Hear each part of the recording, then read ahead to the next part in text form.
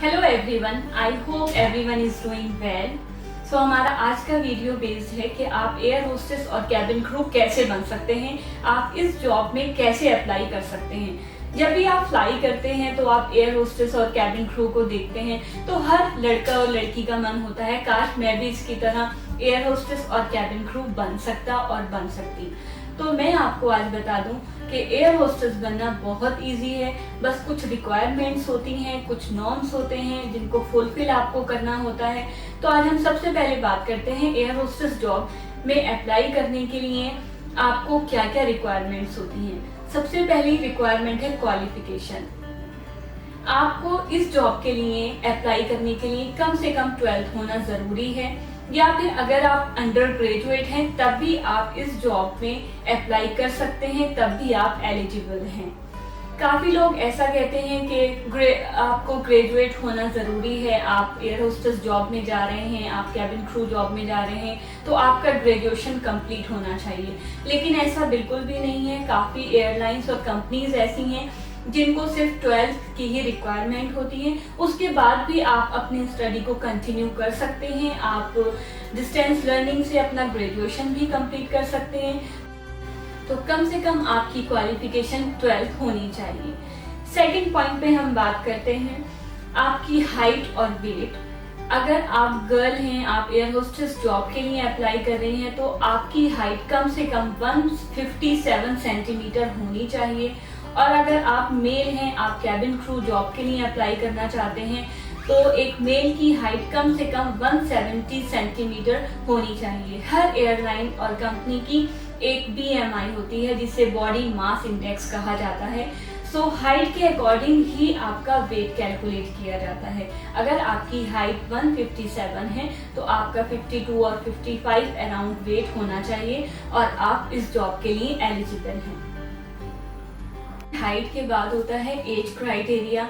आप 27 से ऊपर अगर हैं, 27 इयर्स के बाद आप इस जॉब के लिए एलिजिबल नहीं हैं, आप इस जॉब में अप्लाई नहीं कर सकते हैं, क्योंकि हर कंपनी और एयरलाइन की रिक्वायरमेंट 27 मैक्सिमम एज ग्रुप होता है। And the next main point कि आपके कम्युनिकेशन स्किल्स बहुत अच्छे होने चाहिए।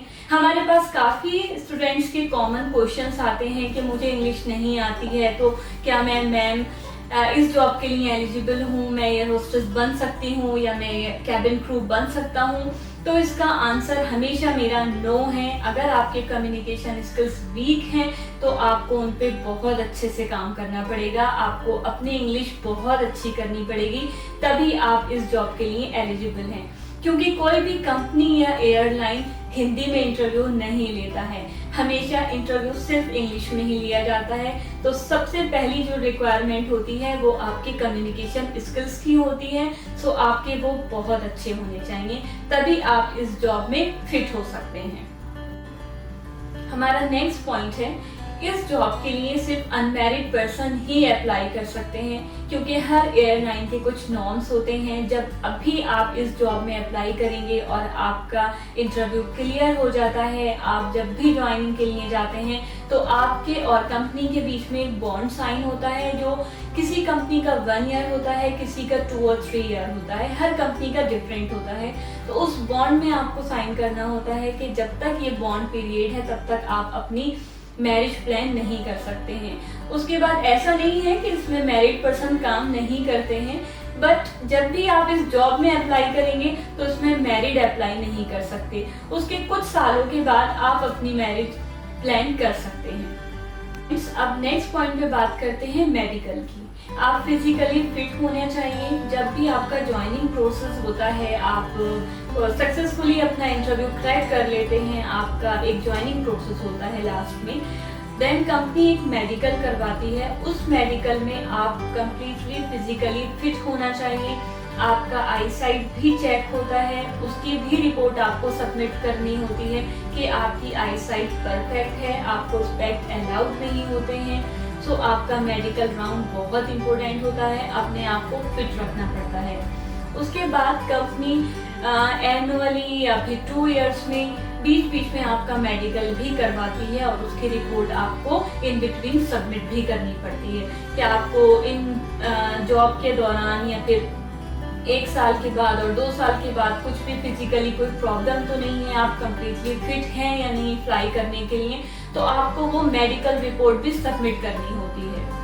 सो फ्रेंड्स, ये बेसिक रिक्वायरमेंट्स हैं जो मैंने आज आपके साथ डिस्कस की हैं कि एक एयर होस्टेस और कैबिन क्रू जॉब अप्लाई करने के लिए आपको क्या क्या रिक्वायरमेंट्स होनी चाहिए और क्या क्या जरूरत होती है इस जॉब में अप्लाई करने के लिए।